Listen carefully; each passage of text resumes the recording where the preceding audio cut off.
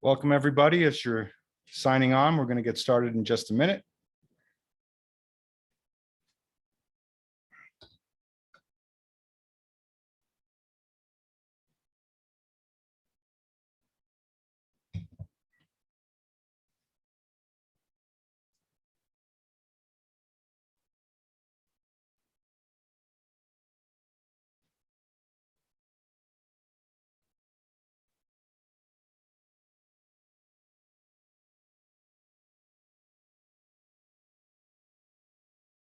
All right, looks like everybody's here, so we're going to get started. Welcome, everybody. This is Lars Light, and on behalf of the Somm Journal, SommFoundation, and National Geographic, publishers of the New Sotheby's Wine Encyclopedia, I would like to welcome you to the latest in our Winery Close-Up educational series webinars, Balancing Act, Chardonnay at its Best.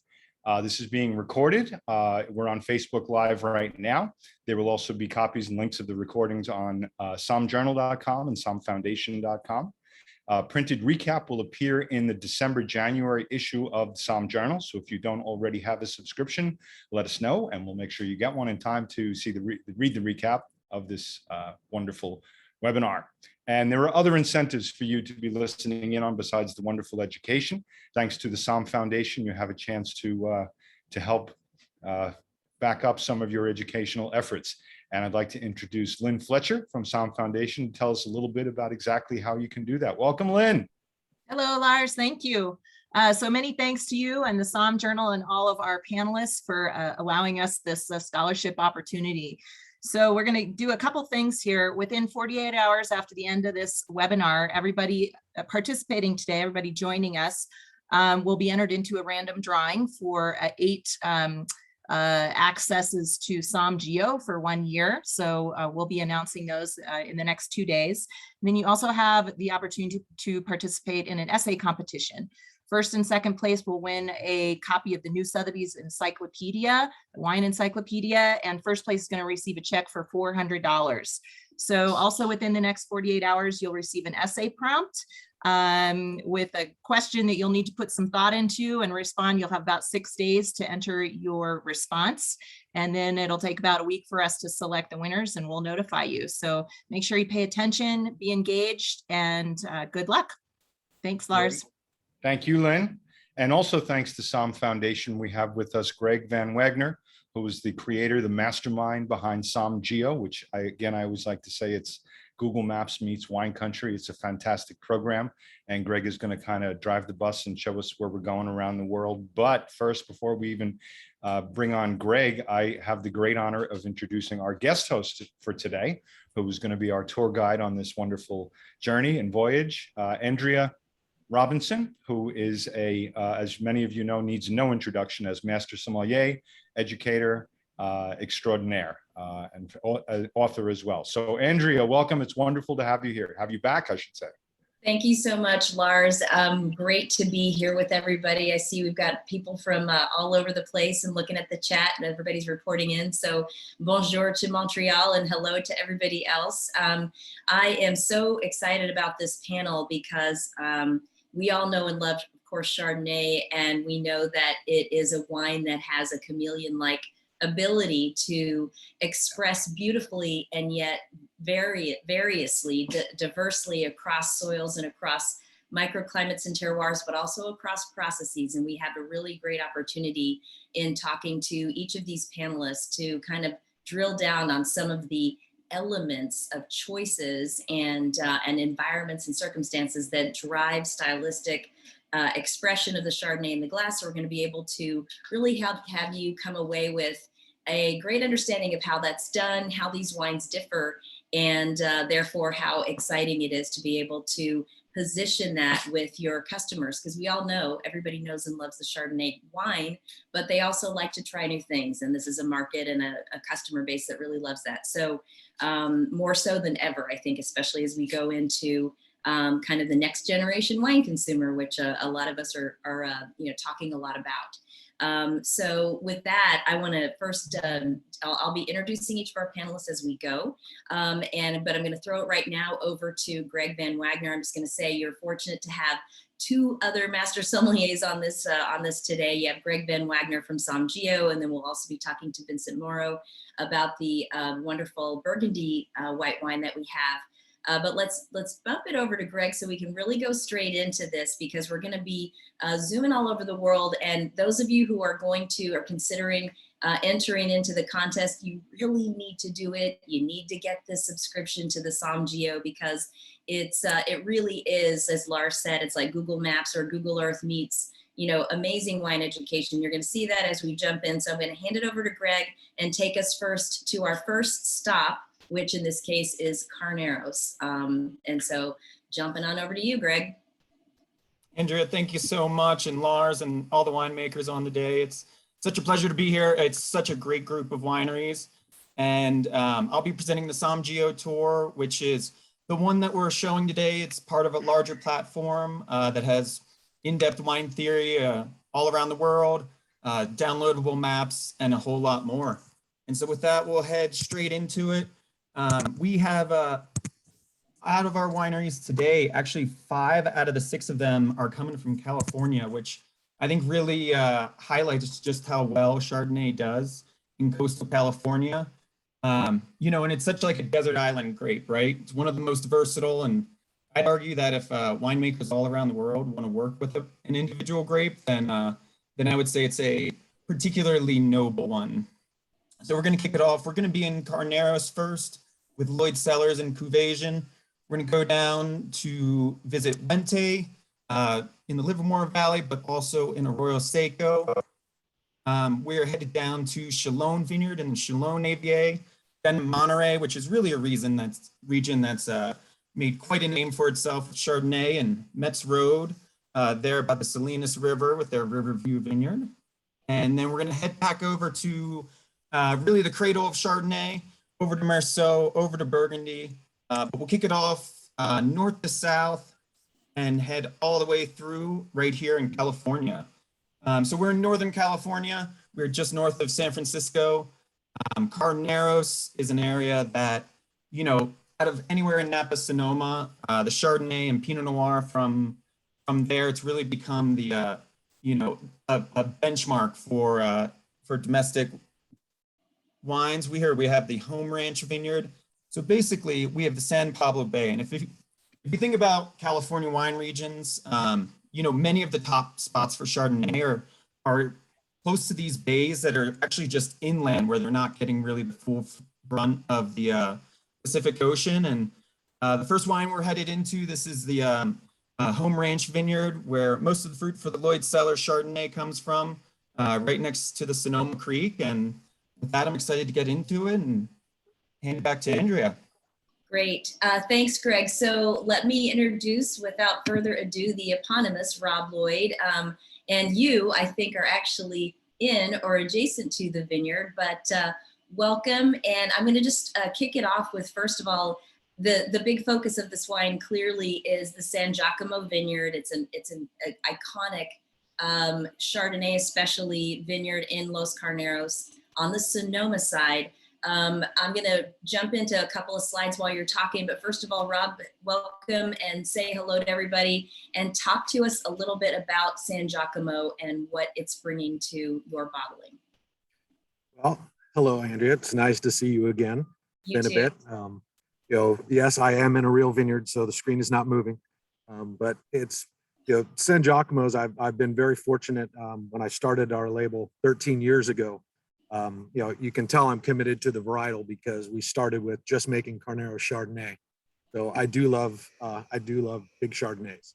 The San Giacomo fruit, has just been fantastic. And it's interesting with all the different blocks, how we can get different flavors. We still make most of our wine from the Home Ranch that's up there on the screen. And the Home Ranch kind of gives me the body of the wine, whereas the Green Acres is a little bit more of an east-west facing vineyard. And that vineyard tends to give us a little bit more of that kind of bright green apple. And so, the thought was before I started my own vineyard, it was going to be kind of half Home Ranch, half Green Acres, big body, and then a little bit of acid to help balance it out. Definitely think the wines still kind of show that. So when you're talking about body, it's so much about Chardonnay and the discussion around making it these days is about mouthfeel. And as I'm tasting the wine, you know, I'm getting the body not in terms of like heft and alcohol. I'm getting it as creamy, textured density in the mouth.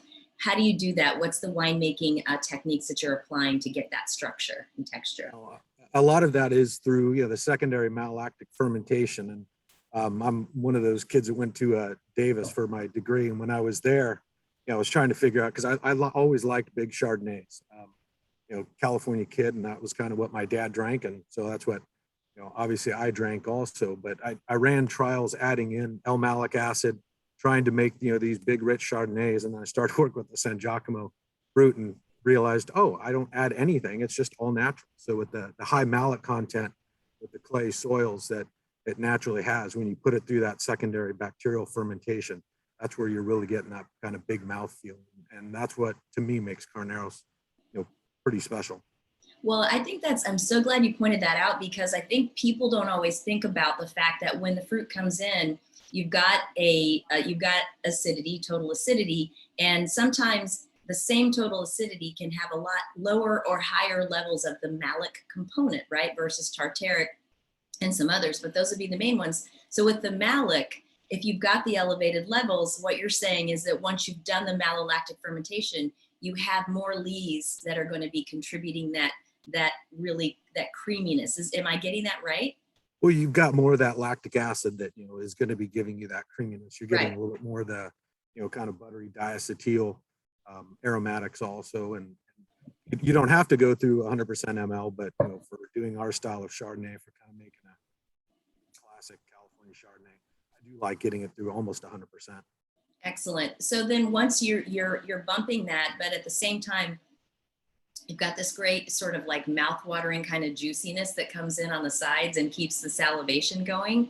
And you talked a little bit about, or the previous slide talked a little bit about the element that you're using to make sure you still have that sort of crispness. So maybe we can look at the next slide here, and you can talk about the true Chard component, because that's on the other side, on the Napa County side of the Carneros region. So talk a little bit about that sourcing and what you're going for there. Yeah, with Tony and Joanne, I've been sourcing fruit for them for over a decade now. Really nice people. And, the vineyards are a little bit different. Tony's got a little bit more hillsides rather than kind of, gently sloping. But, the fruit that I get from him, and there's a woman that we'll be talking here in a little bit that has the correct last name to be talking about, that Wente. But, it's a Wente clone Chard. And so you're getting a lot of those hens and chicks. You get actually here. So you can see cluster size between the two. This is true Chard. This is San Giacomo. You really see the different size clusters that you get. And so just, it's basically, I always think of winemaking as, and sourcing as kind of cooking and trying to find the right ingredients to make what you want to make. And, San Giacomo is that kind of, that big body, and the true Chard's giving me a little bit more acid. So it's just a nice combo together. Yep, it's amazing how that little bit of that lever shift really makes it a difference to the overall. I would say also to the length of the wine, and because to me, when you've got that sort of extra bump of that juicy acidity, it's really carrying it all the flavors into a really long finish. Talk a little bit about the oak regimen, because I think you use American oak with this. Maybe not the most common choice for Chardonnay, but it's absolutely beautiful. Yeah, I definitely like the American oak for doing this style of Chardonnay. If I'm making a Russian River Chardonnay, I'm not using all American. I'd actually prefer to use French, but for the Carneros style that we like to make, the American oak, you get you have more lignins in the wood. You toast that, and you're basically getting a lot more of that richness out of the barrel. We use about 30-40% new, 30-40% once used, twice used. Trying to have that integration, and it's the right American oak. American oak used to be a little overpowering, but when it's basically kind of made right, and Demptos for me does a very nice job. It really can integrate very, very well. And the integration, a lot of the integration is that we have a room that's at about 48, 50 Fahrenheit. And so we do a real long, slow ferment. Wow. And that's really how we're getting that integration. I don't add sulfur to the Chardonnays until right at bottling. So really, trying to use that natural CO2 kind of as a preservative in the wine. And it really does the trick. I've read a lot about and talked to a lot of winemakers who are, kind of letting the fermentation length do the trick. We're running up short on time, and I want to ask a question from our chat. Is the True Chard element fermented separately and blended in, and does it also see mallow? That's a great question. Thank you, Rebecca. Yeah, so it definitely is. All the lots are fermented separately, and then the True Chard will get added in, basically right at the end. And does it see mallow also, or no? Oh yeah, no, it definitely all the lots. Probably the least amount that we put it through is 95%. So it definitely Awesome. goes through ML. Well, Rob, thank you. Delicious, delicious wine. And I can see how you're, a little bit Monet-like. You're taking all the little discrete dots of complexity and putting them in together. And you've got that nice little spine of acidity to hold it all up. So it's extremely beautiful. Thank you so much. Greg, I'm going to turn it back over to you. And we will head just a little bit over the county border into another section of Carneros, I believe. Absolutely. Yeah, we are headed just over the county border, but we are staying in Carneros. Again, just north of San Francisco, we have the San Pablo Bay, where you get these cool morning fogs that roll in from off the coast. And so, yeah, we're headed just over to the Napa side of Carneros. There's another really great view. We've got the Crevasion Estate. Crevasion founded in 1967, and really to have 5 decades in the area is something that's pretty incredible. They're obviously doing something right. And if you think about that, 1969 was actually before the AVA system was set up. But they have this great estate just right here, which we'll get a view of in this next frame. Really, really beautiful, and excited to hear more about it. That is, I love looking at that. I have to tell people, if you're studying for anything, that tool where you've got the visual, the geolocation with the text and the educational piece is so huge. Let me introduce Dan Zapponi from Crevasion and a long time Chardonnay and Napa Valley. He's really a homie when it comes to Chardonnay and Napa Valley, and I'll leave it at that because you're here to talk about Crevasion today. But those of you who've heard of ZD, that's the winery he grew up in and his family was a part of, so founder of. So Dan, welcome. Please say hello to everybody. And what I want to do right away is say that these wines are totally different. They're both absolutely beautiful. This one comes into me all about floral and white blossoms, and I'm sure we're going to talk about some things that you're doing to get those aromatics. But first of all, start us out. I'm gonna let you say hey, and then as you're talking about where you're located, I'm going to share my screen so that people can get that sense of what Greg was talking about with the fog and the proximity to San Pablo Bay. Dan, welcome. Sure, welcome. Thank you, Andrea, and glad to be here. Hi, everybody. Yeah, I've been around the valley for a long time, forever, as long as I've been alive. We're gonna take it from Rob over just down the Carneros Highway over to the Napa side. And just a quick bit about Crevasion, which is actually pronounced Crevasion. So I'll give you a little crap there, Greg. But we get that a lot, and it's because all the GPSs in cars call it Crevasion. But it started in '69. And if you go back in Napa Valley in 1969, there were less than 20 wineries that are still making wine today. So Crevasion was one of those shapers of California Chardonnay out of this region. Effectively, where we are at Crevasion is a 400-acre single vineyard estate. And when Andrea asked me about this, the difference in Chardonnay from a vinification standpoint, that's really right up our alley, because that we have one estate. Everything is 100% estate grown by us, made in that facility that you see right there, tasted out of that tasting room, and it doesn't leave the property until it's a finished product. And we're 100% certified sustainable. So we have a lot of those. Everything's within those fences. We're on the Napa side, so it's right at the base of the Mayacamas. So Chardonnay. rather than being flat, we have 16 different hills. So I look at it like, oh, Jeez, I don't know what happened. I just clicked on the link that I got from signing on. oh, Oops, we've got a little audio, a little stray audio of whoever's talking that is trying to get logged in. If you can mute yourself or whatever, that'd be great. Go ahead, Dan. Sorry. okay. So as you see, we're planting in Los Carneros, and Carneros is about 3 or 4 feet deep of clay. So it's pretty uniform across the Los Carneros. But we have multiple hills, and so we have different aspects: north, south, east, west facing, clones, rootstocks, etc. We're nestled right between, literally sandwiched between the Hudson and Hyde vineyards, if you're familiar with those. So right in that pedigree. And what we do is really look at different vinification techniques to differentiate, because we make 6 different Chardonnays off the site. And if you taste each one, they will be dramatically different. So it's not really the soils as much as it is how we make the wines. So talk a little bit about, I just put up on the screen the Béton concrete eggs. And there's a lot of talk, and it's an important topic when it comes to Chardonnay distinction, about vessel.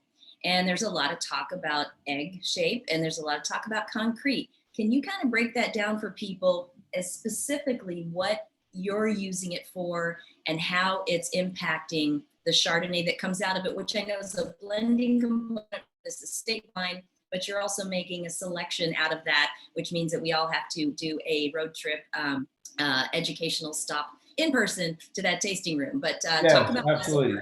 This is actually the our Method Baton Chardonnay, and what that is, we coined the phrase Method Baton, not unlike Method Champenois. It's made in concrete eggs. It's our version of the unoaked Chardonnay.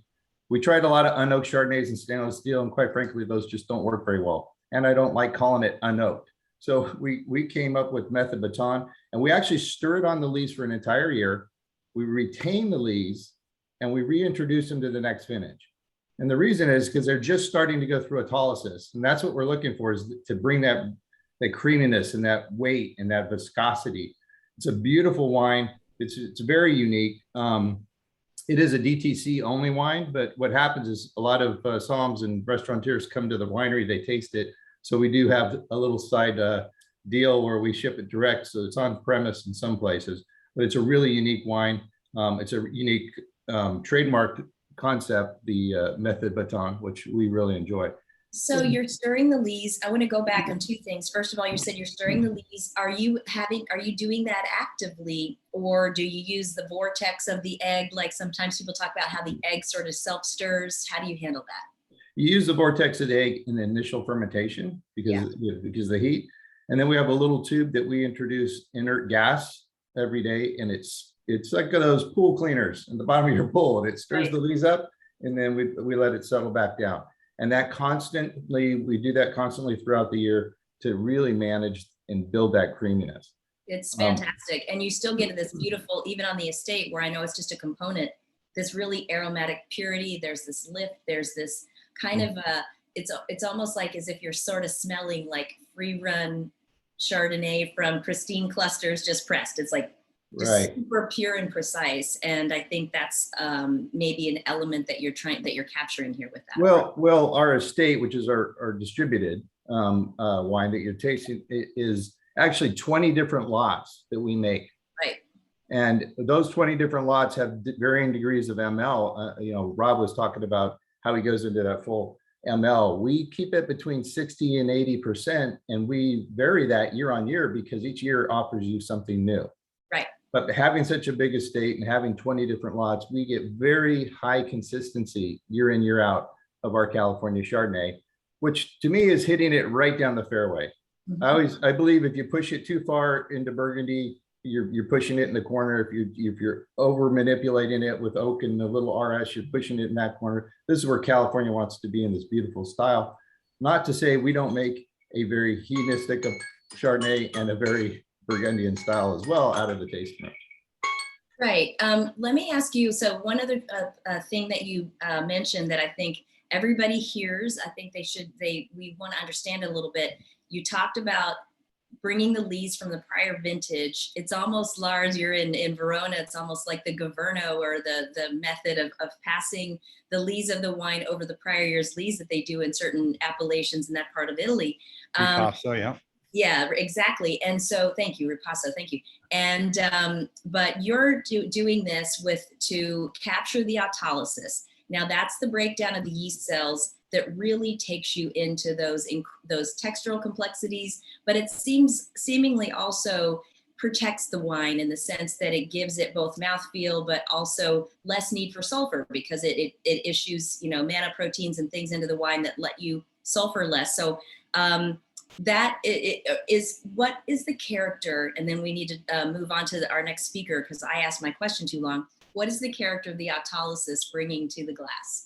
I think it's bringing that, just as in champagne, it's bringing that that richness, that biscuit, that brioche character to it, that gives it weight that doesn't seem stainless steel. And somebody did ask, we stir the lees in the method baton about weekly with that. And those of you that don't speak French, baton is French for concrete, so it's method of the concrete. Yes, that's awesome. Because when you first told me about it, I thought you were saying method baton, like the baton for batonage, but you're like, no, it's beton, like concrete. So yes, fantastic. and I will thank you very much for the time. I'm going to put links to both of these wines in the chat. If anybody wants to look them up, you can get the tech notes and a little more about the wines. Yeah, and Dan, check out the chat for a couple maybe questions that you might want to answer to the group in text. Moving on, that was fantastic. Thank you. Now we head back over to Greg to take us down to first Livermore and then Arroyo Seco AVA of Monterey County. Absolutely. So yeah, we are also close to the San Pablo Bay here in the Livermore Valley, and the fog doesn't roll just one way. So the Livermore also sees a pretty heavy fog influence. They get cool foggy mornings, but warm midday temperatures to help with ripening. And we're going to Wente Vineyards. Now, Wente has a huge amount of history and played a big part in the California wine industry, going back to 1883. But over 80% of the Chardonnay grown in California actually comes from, is derived from the Wente clone, brought back by the winery in 1912 from Montpellier. And importantly too, Wente has a huge role down in Arroyo Seco. We'll see that in some of the upcoming frames down in Monterey, which is really a region that's devoted itself quite a bit to Chardonnay. Here we have their great estate that's over in the Livermore, and I'm excited to hear about both. So we are going to be tasting the Reba Ranch Chardonnay, which is near and dear to my heart. I've been able to get them to part with enough cases for us to put on Delta's Premium International Cabin a couple times. So I love this wine. Ali Wente, are we at 5th generation wine grower? Yeah, fifth generation. Okay. So like the eponymous, of course. And I'm gonna, as you start to talk, I'd like you to just get really, Greg did a great job of kind of presenting the historical importance, but I'd like you to put this, take this into how it all started and bring it to the Chardonnay and specifically the Wente clone. Because as Rob alluded to in the Hens and Chicks, and it's a very important clone now, really just throughout the Chardonnay world. So start with that. I'm gonna share a couple slides as you go. Okay, wonderful. And thank you. It's so lovely to be here. So yeah, when you've been around for 138, almost 39 years, quite a lot of history to pack into a short amount of time. But I always like to say that each generation has left a different impact on our business, but also the wine industry in itself. And really the second generation, my great-grandfather, Ernest Wente, was one of the first to graduate from UC Davis. I believe it was called the farm school back then. And one of his professors had a brother who was working at a nursery in Montpellier. And so we planted our first, we actually had clones from Montpellier, or cuttings from Montpellier and cuttings from Merceau. And we got the cuttings from Merceau in 1908, planted 2 acres in the Livermore Valley, and then more cuttings from Montpellier in 1912, and so planted about 4 acres. And what you're looking at here is a 1936 Pinot Chardonnay. So, you know, coming out of Prohibition, we were some of the first to put the varietal on the label. We really wanted people to know what was in the bottle. At that time, you know, it was really hit or miss. And so wanted to continue to talk about Chardonnay at an early time. And really what we did, and I think what became so popular, and you can see here the hens and chicks, and it was fun, Rob, to see your hens and chicks, but this is coming from our Reba Ranch vineyard in Arroyo Seco, Monterey. You can see down there in the blue circle is we started really looking for very expressive fruit characteristics at an early time. So my great grandfather and his brother Herman would walk the vineyard and really look for stone fruit, muscat, and green apple flavor qualities that they were looking for. And then they would also look for the healthiest vines. And what they would do is take the most expressive fruit flavors, the healthiest vines, take cuttings, graft them together, and then propagate that forward. So they really started working on a curated style of Chardonnay at an early time. And, you know, back in 1912, there wasn't a whole lot of other growers who had Chardonnay at that time. And so a lot of folks came to our vineyard, they started taking cuttings from us, or they went to somebody who had already come. And thanks, Greg, for sharing, because that is really how, you know, about 75 to 80%, we believe, of all California Chardonnay has genetic roots back to my family's property, because we really kind of started the spread at such an early time. And then, you know, because it was spreading and spreading, we started working with UC Davis in the 1950s to create a, you know, heat treated clone. And I think we had our first index clone in about 1960 or 62, and that's clone 2A, which I think is probably the most widely planted at this time. And so you talk about heat treated for a second. I think what we're talking about there is basically that it takes a lot of time and expertise, but heat treatment to ensure that the plant material is virus free, so that nursery cuttings that people would purchase and plant in a vineyard like San Giacomo or Truchard or wherever are not going to bring virus to the plantings, right? Yes, absolutely. Very important, especially, you know, in the 60s. Yeah, exactly. There's a lot of talk about how that there was a lot of infected material. Didn't make the wines bad, it just made them different, and it made farming them complicated, for sure.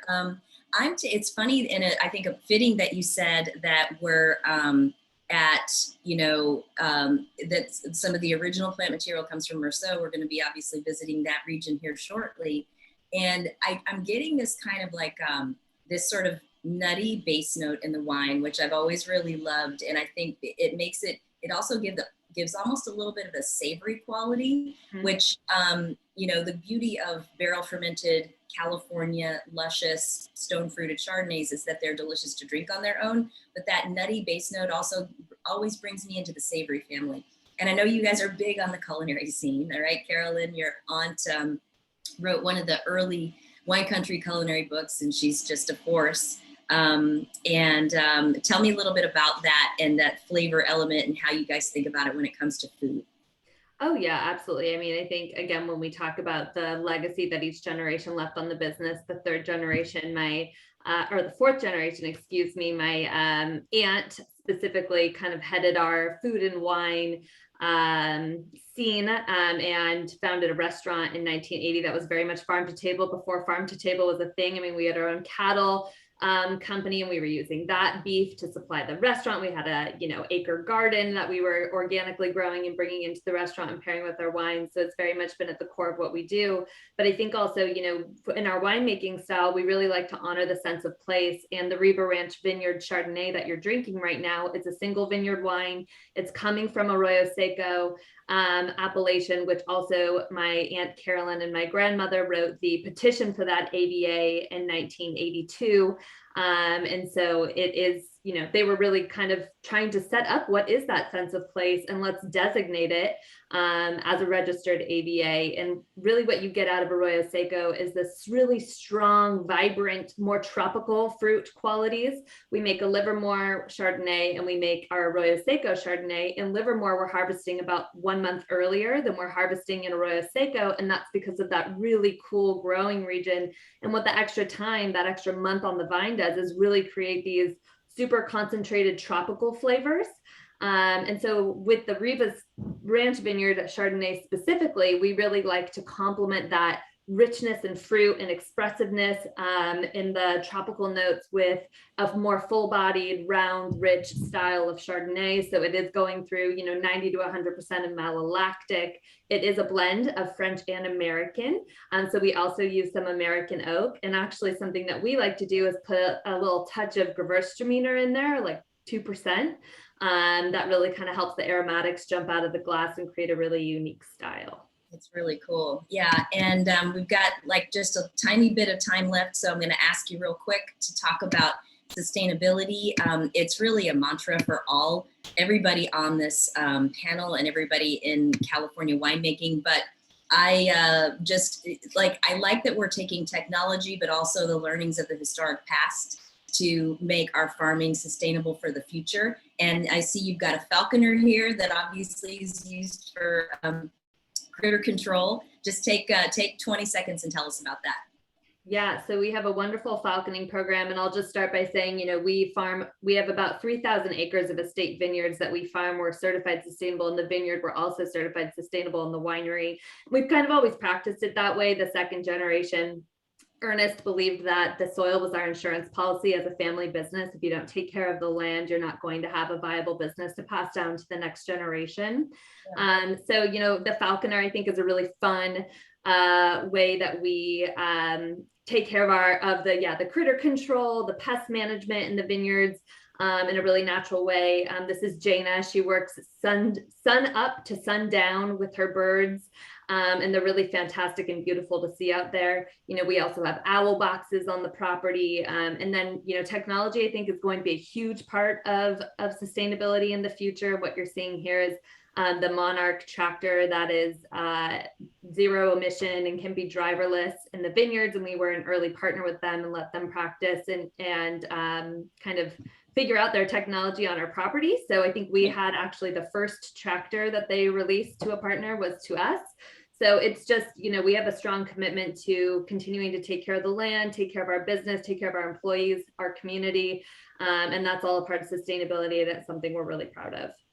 Thank you so much, Allie. Fantastic. And we are going to transition now, and the wine is delicious as well. We're going to transition now to back to Greg, who's going to take us to a neighboring wine region and an eponymous wine region to the winery Shalom.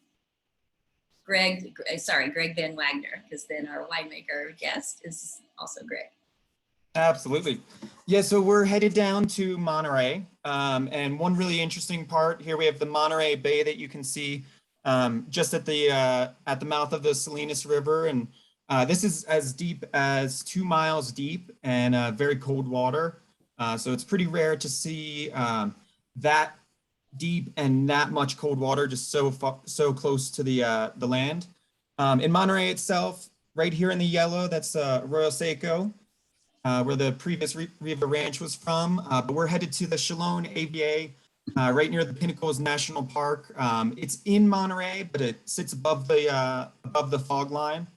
And Chalon is the sole commercial winery in the Chalon AVA.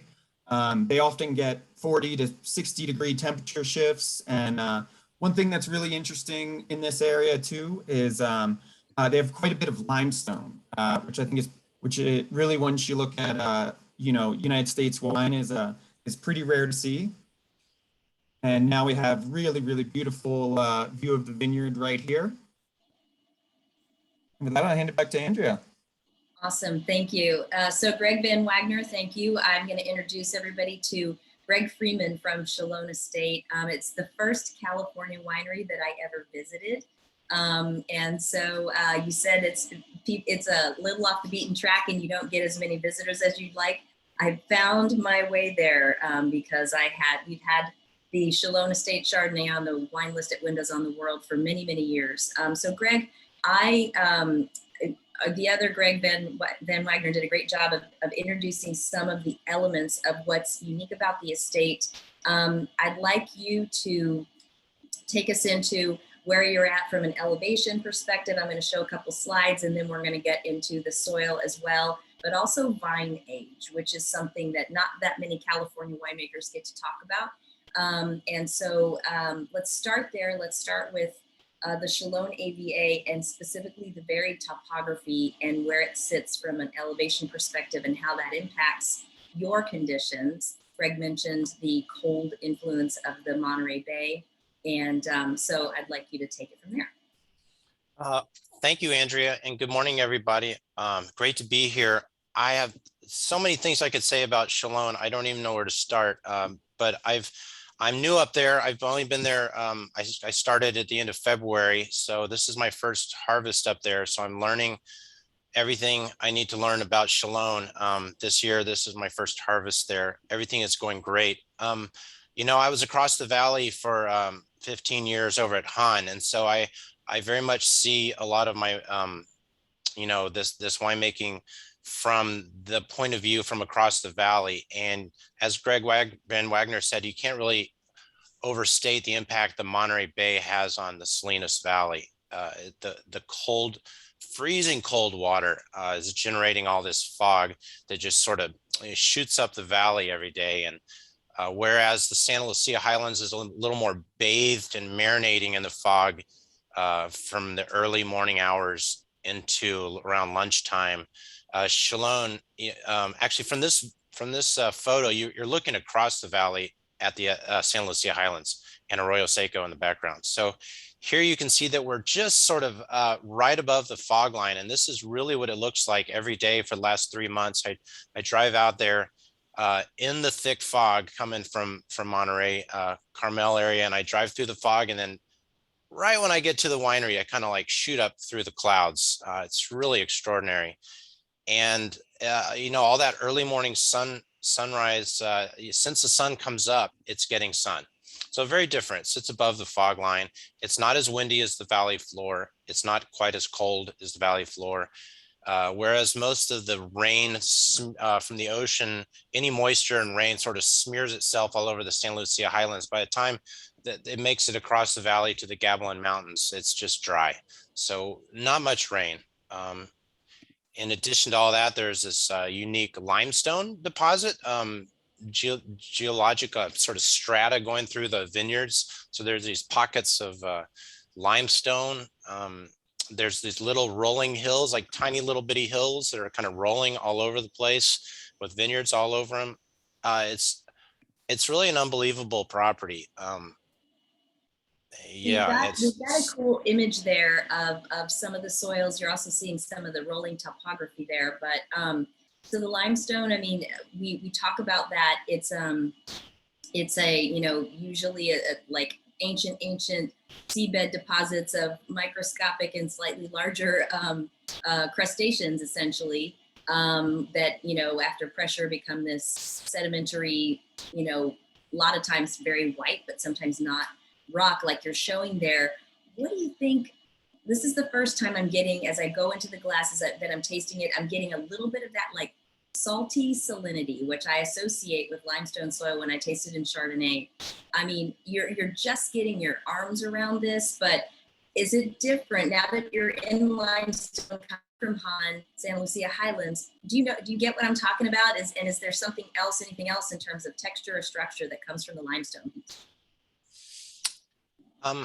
That's a good question. I don't know exactly what the limestone is doing for the Chardonnay directly, to be honest. Yeah. I think I need to learn that one, having been there for a while, hopefully. Yeah. We have a couple of predominant clones there, clone 95 and 76, which are the main clones that are grown. And, you know, I think I get, I've kind of labeled the 95 as the green apple clone and the 76 as the pear clone from what I've tasted grape-wise this summer, late summer. And, you know, I'm not making Chardonnays in any sort of style radically different than probably most everyone else here. Barrel fermented, malolactic, you know, lees stirring. I'm using French oak barrels here. I'm a big fan of American oak, but I think I'm kind of going into this with French oak on my mind and sort of see how that goes. I'm totally interested in trying some concrete eggs, but that's for another topic. Talk for a second about the oak on this, because it's very subtle. it's the frame for sure, but how much new? What's the approach there?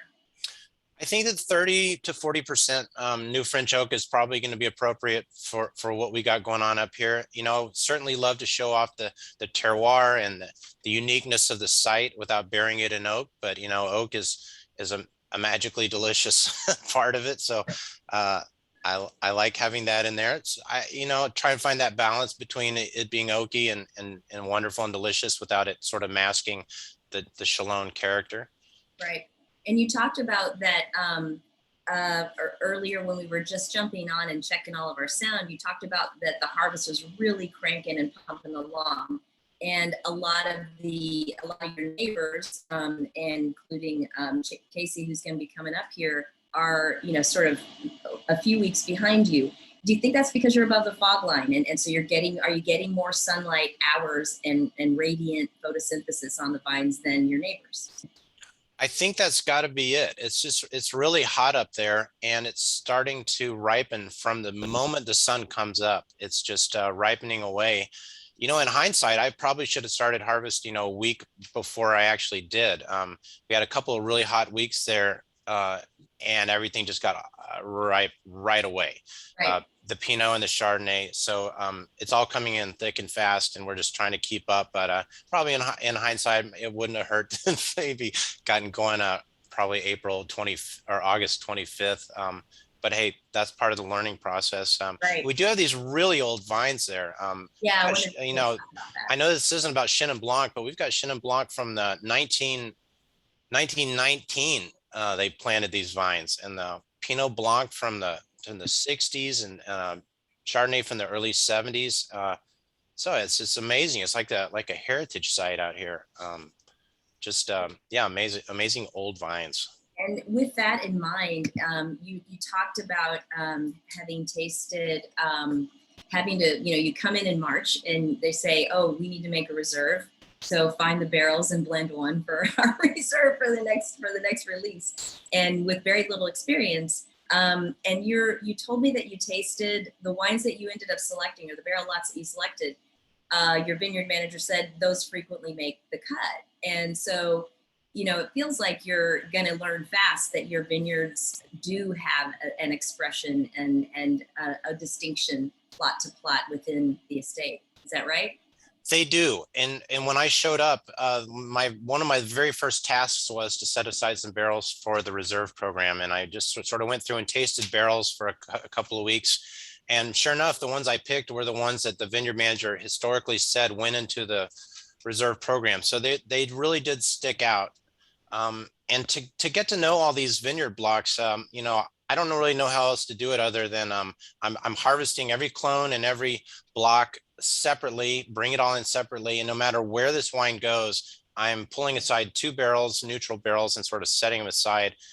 So out of 50 vineyard blocks, I'm probably going to have, 100 barrels, what I'm calling my spice rack, so that hopefully people will come out, sommeliers and, dignified palates will come out and check out all these vineyard blocks. So next year, I really know more what I'm talking about. So I can say, oh, this is by far a reserve block, and maybe this one's not. So that's kind of my approach at trying to figure these blocks out. Very exciting. Well, I was going to say that sounds like a field trip that the SommFoundation needs to put together for our inquiring palates. And so thank you very much, Greg. And I'm sure you would like to have some folks to bounce it off of. That was fantastic. Great legacy to uphold, and great humility going into the task, but we're excited. So thank you so much. We're going to move it back to Greg and have him take us down the hill to your neighbors. I believe where your well pump is located. If I heard you guys saying that right. That's the good thing about wine country neighbors. And Greg is going to bring us over to Metz Road in the Riverview Vineyard with Scheid Family Wines. Absolutely. So yeah, we are staying in Monterey. We are headed just down the hill from the Chalone AVA. And Monterey, again, 40% of the acreage there is Chardonnay. And let's be serious, if you plant 40% of your acreage to something, it's because it does really great there. As you can see, we have the Metz Road wines and the Riverview Vineyard. It's right across the valley from the Santa Lucia Highlands. Arroyo Seco AVA as well. And headed down to the Riverview Vineyard, very aptly named. We are just on the banks of the Salinas River. There we have the In Vineyard Winery, and again, I guess the water pump for Chalone, as it found out today. Excellent.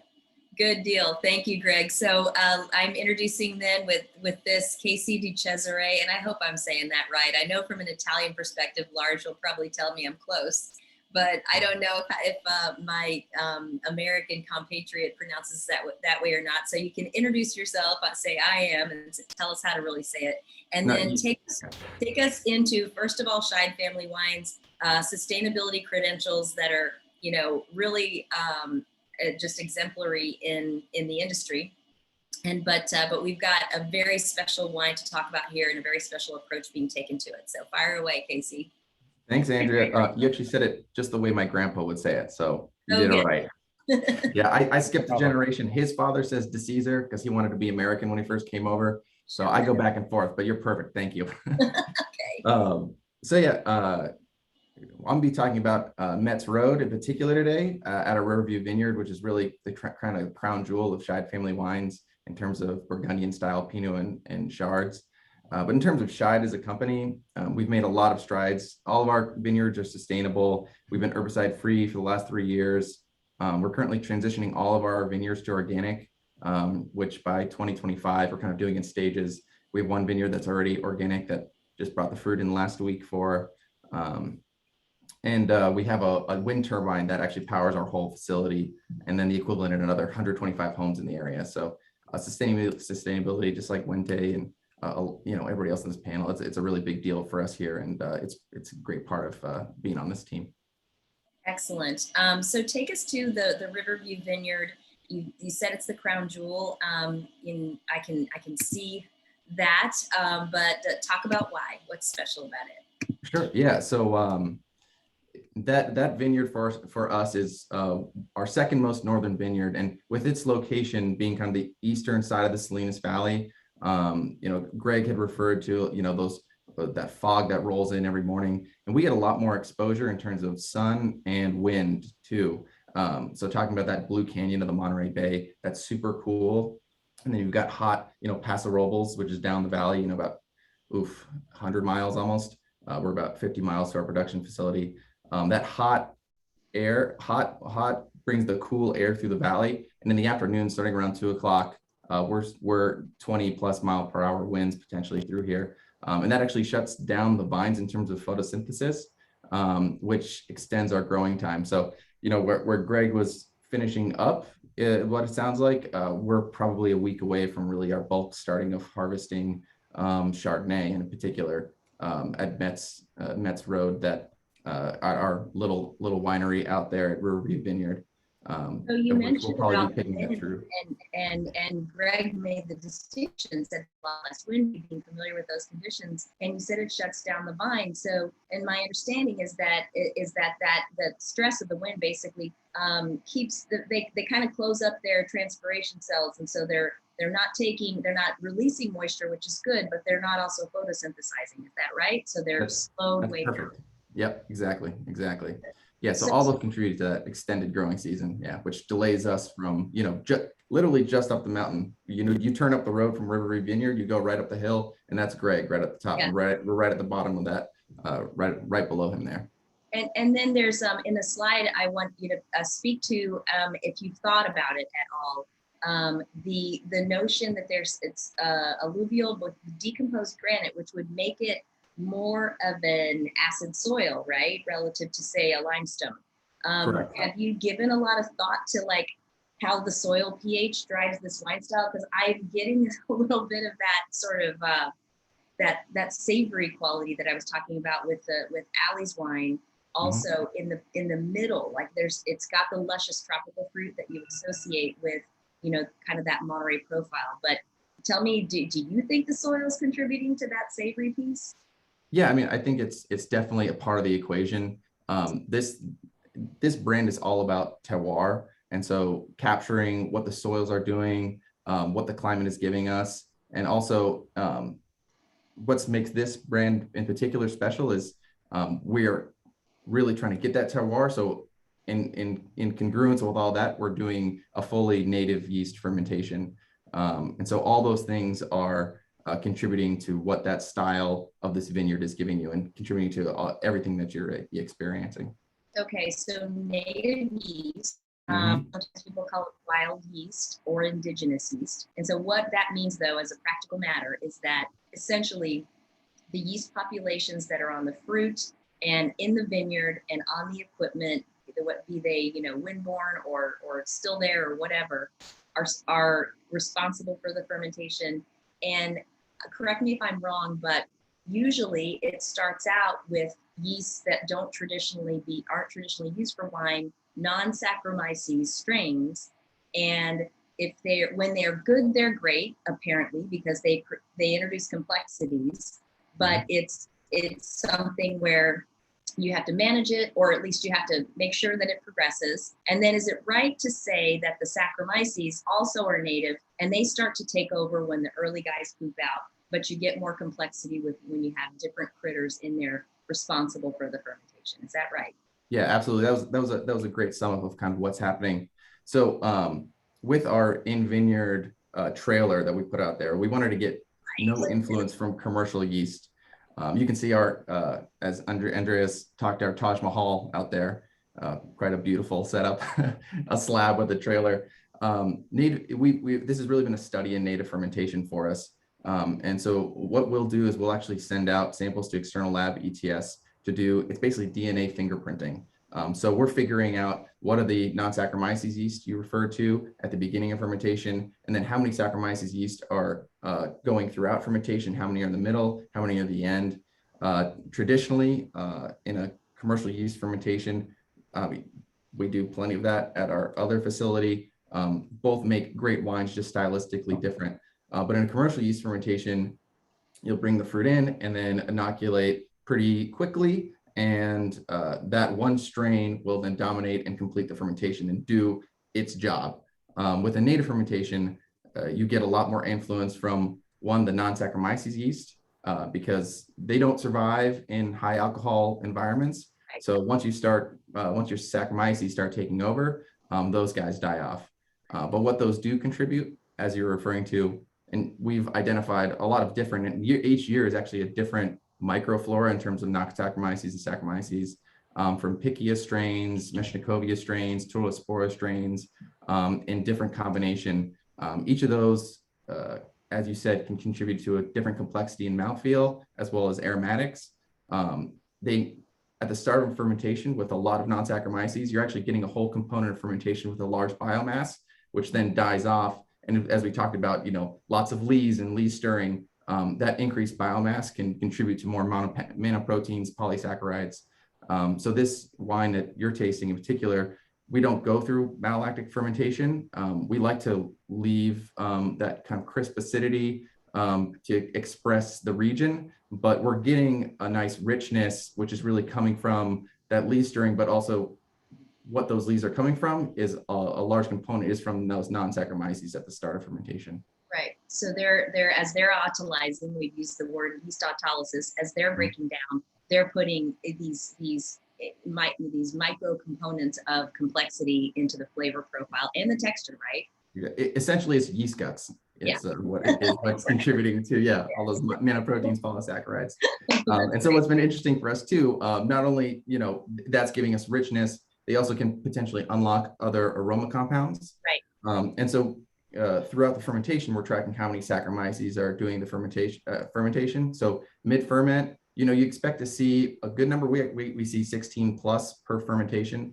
And we would expect that kind of those would compete and 1 or 2 would maybe be at the finish line. But we've consistently seen upwards of 8 to 10 Saccharomyces at the end of fermentation as well. So, and they're not necessarily the same in middle and end. So we've got a really interesting evolution of Saccharomyces throughout the fermentation, which also contributes to that complexity.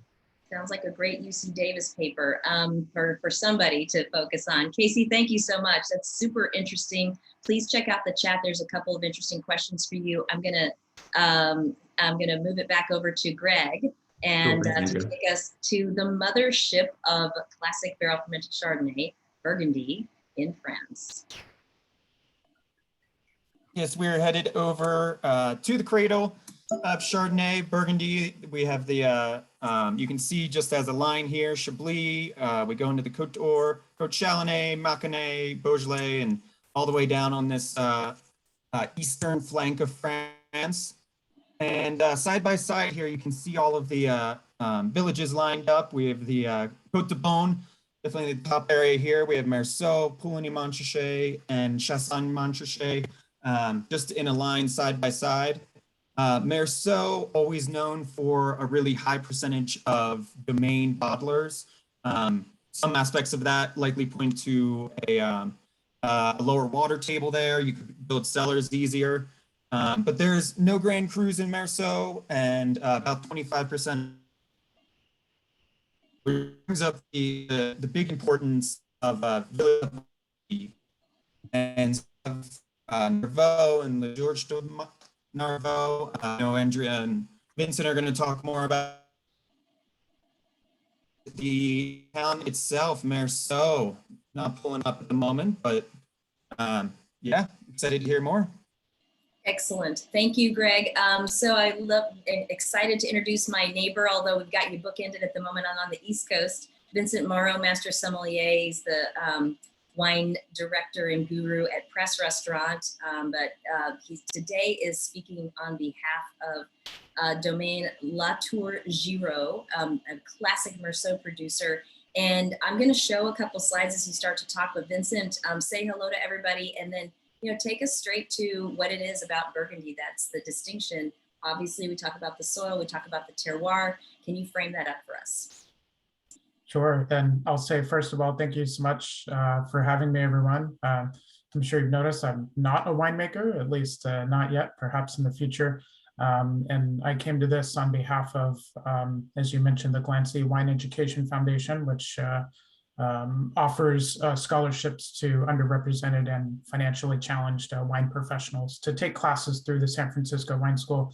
And that's how we all got connected, and why I have the privilege today of showcasing one of my favorite domains that I still feel like is relatively under the radar in Burgundy and in Meursault on the West Coast, one that I've worked with at a variety of different restaurants in my time between San Francisco and Napa. But if you could, if you pull up the slideshow, I think we can get started in that regard. As Greg was saying and Andrea was saying, the mothership for a reference point for many winemaking regions on the planet is France, and there's a reason, because there's such a high density of classic wine regions and also a large amount of wine coming out of France, specifically with Burgundy. Why it's relevant to this discussion is climate change. We'll get to that, Becky. With regards to this discussion, I think it's significant because geologically, Burgundy is specifically the Côte d'Or is such a fascinating place. Burgundy, or the Côte d'Or, was formed during a geologic event when the Alps were formed, and it's an interesting kind of anomaly in that the Côte d'Or didn't push up; it was actually remained stationary while pieces of earth around it receded. So it exposed this this seabed that had existed there 200 to 250 million years ago. So as Greg and Casey were speaking about limestone, that is a significant part of why Burgundy and the Côte d'Or specifically is important.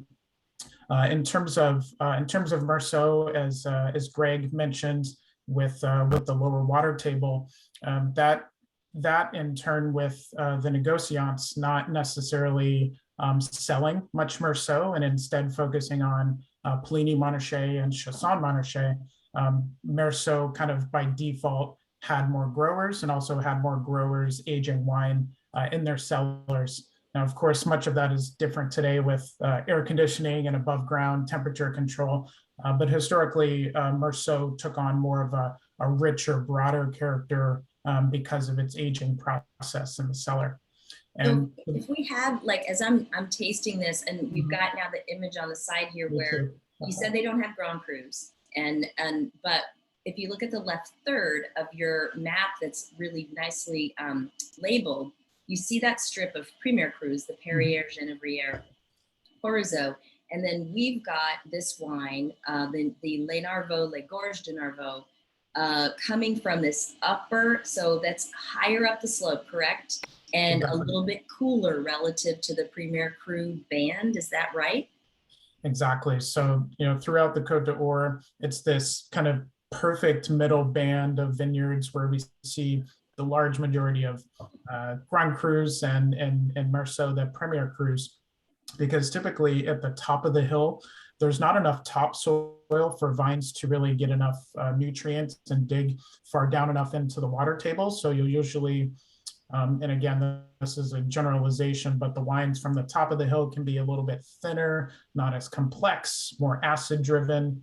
And then the wines at the bottom of the hill, where there's an abundance of nutrients, there's an abundance of water in the soil, they kind of have too much really help. They don't struggle enough like the vines right in that special centerpiece of the hill. I say this as an exception with Le Tour-Giroud because their Les Narvaux bottling comes from the one parcel in Narvaux called Les Gorges de Narvaux, which, yes, I got my bottle too. And we'll see in the next slide that Les Gorges de Narvaux has this really incredible conflection point of multiple soil types that other parts of Meursault don't necessarily have. And as uniform as this might look, it's not actually the case for what's underneath the vines. There's such a kind of a mix or stratum of soil types.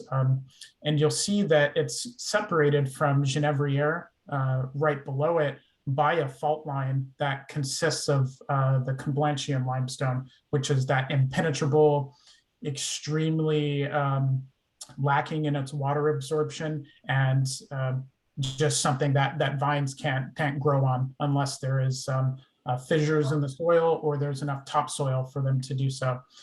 But as you travel up the hill into the smaller parcel of Les Gorges, there's a couple of interesting things here that jumped out at me. The main one being that line J5 that goes right through the middle of the vineyard.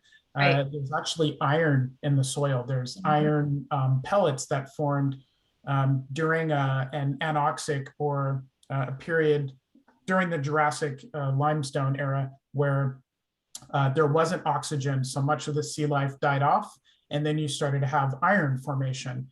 And you don't really see that too much in the Côte d'Or. There's a little bit in Pommard. There's a little bit further south in Les Perriers, but it's a bit of an anomaly overall in terms of the soils and in Burgundy and in Meursault. And I feel like there's some of that here in the Tour-Giroud's bottling, and that this higher elevation. Les Gorges is also a touch steeper than the rest of Meursault, and it gets better sun exposure. So there's this balance of tension and energy, but also power, and somehow maintaining elegance and all of that is really. Yeah, I was just going to say tension between the natural richness of Chardonnay and the maybe the Meursault appellation, but then that iron element bringing a little bit of restraint or a tautness that just takes longer to maybe emerge. So this would be a wine that you would say, give it air if you're serving it young, serve it with food, right? It's beautiful though. I mean, it's just an expression of Chardonnay that's super fun. And here's where I'm getting a lot, like I talked a little bit about it before, but here I get a lot of that sort of salinity or that savoriness in the middle. Real quick, because we're running up on time, but I thought the exploration of the limestone variations is really interesting because you mentioned the fault line, and a lot of that comes from just like a lot of faulting and folding that gives you different bits and pieces of the soil exposed at the Earth's surface hundreds of millions of years after the fact. Winemaking here, We talked about native yeast with the Metz Road. Here, obviously, the same thing, indigenous yeast, and they're starting the fermentation in stainless steel, but then transferring to barrel to finish, and then adjusting the batonnage or lees stirring and the new oak percentages depending on the year. Super, super minimal intervention here, though, overall, correct? Yeah, absolutely. And, indigenous, or I like to think of ambient yeast, just whatever is in the environment, I feel like is a better word I could have used there. But yeah, they're organic, sustainable farming. The racking isn't done until the summer after the harvest, so they're not constantly racking. So you have all of these solids and compounds that can lend more flavor, even though you're kind of running the risk from a bacterial standpoint. And then they use about 20% new oak on their village level wines, and then a little bit more on their premier crus, but they're really not in general using too much new oak. And then in terms of their bottling, there's a 6-month window of when they're bottling their wines at the domain, and they're doing it all by hand. So they're not necessarily saying we have to bottle everything in September because it needs to have 3 months and bottle before release. Their Jean-Pierre, who runs the winemaking, is looking at how are these tasting and are they ready to be bottled within a time frame of reason of those 6 months. So I think that's kind of cool because, and to your point, like when the wines are barreled like they're doing it, those lees, they have to watch it, and it's risky, but it's also can be protective to some degree so that they don't have to sulfur as much.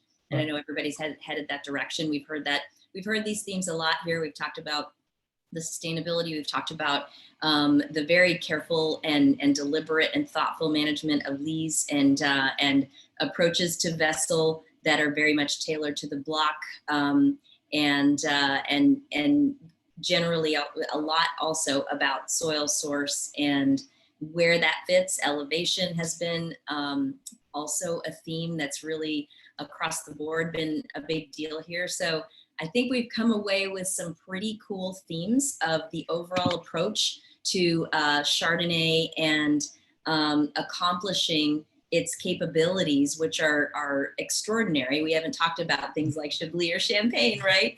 But it just shows you that it really is a grape and a wine of process, but it also therefore takes the mental agility and creativity and studentness of these different winemakers to really focus in on the little touch points that can make a big difference and also can capture the authenticity of what the fruit that they have to work with and the site that they have to work with. And every single one of these wines has been a wine with a real site distinction. And that's real special for us to be able to dial this in. So with that, I want to thank all of you, all the panelists, Rob, Lloyd, Dan Zapponi, Allie, Greg Freeman, Allie Wenty, sorry, she's like Cher, I call her Allie, Greg Freeman, Casey DeCesare, and Vincent Morrow, because you've been amazing in really sharing all of this with us. And I'm really grateful to Lars and the Somm Journal for this opportunity, for the SommFoundation to put the extra panache of SommGeo and the opportunities for people to access that. I'm going to turn it back over to you, Lars, and just want to say thank you to everybody. This has been amazing. Well, thank you, Master Sommelier Andrea Robinson. Wow, you did a truly masterful job drawing some great information from this extremely impressive panel. We had some real rock stars on there today, and great information came out. Greg really helped bring it to life. Greg Van Wagner helped bring it to life with SommGeo. What a wonderful educational opportunity. And speaking of opportunities, remember to get your essays in. Lynn, you want to give us a quick reminder on the deadlines involved and the requirements? Yeah. Thanks, Lars. So yes, we'll be sending out an email within the next 48 hours with the essay prompt, and you'll have 6 days to send in your response. So they'll be due by Wednesday next week at midnight. And good luck. We look forward to hearing from you. Awesome. And just a reminder that this has been recorded on Facebook Live. It will also be available, the videos, on sommjournal.com and sommfoundation.com. And the printed recap will be in the December-January issue of the Somm Journal. If you're not already subscribing, please drop us a line, lars@sommjournal.com. Let us know. We'll get you subscribed. Thank you on behalf of the Somm Journal, the SommFoundation, National Geographic, and New Sotheby's. Join us October 12th for the next webinar in our series about Big Reds, Old World versus New World. Thank you all for tuning in. Andrea and the panelists, thank you again. Thank Good you. day, everybody. Take care. Cheers. Happy Bye. Chardonnay. Thank you, everybody. Thank you. Bye.